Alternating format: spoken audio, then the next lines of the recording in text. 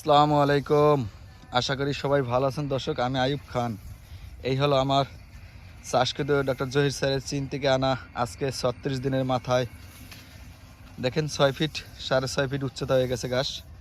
হয়তো আর ১০ থেকে ১৫ দিনের মাথায় কাটার উপযোগী হয়ে যাবে। আপনারা যারা ডক্টর জহির স্যারের চীন থেকে আনা জারাওয়ান গাছ চাষ করতে চান, পানির সমস্যার কারণে চাষ করতে পারেন না,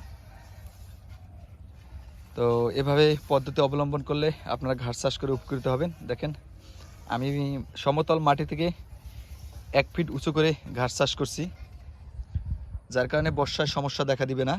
দেখেন, তো আপনারা চাইলে এই ধরনের পদ্ধতি অবলম্বন করে ঘাস চাষ করতে পারেন। পরবর্তী ভিডিওটা বা আগে পরে যে ভিডিও ছাড়া আছে সেগুলো বড় আছে, কীভাবে চাষ করছি, কীভাবে রোপণ করছি, সার দিয়েছি, সেগুলো সব তুলে ধরা আছে।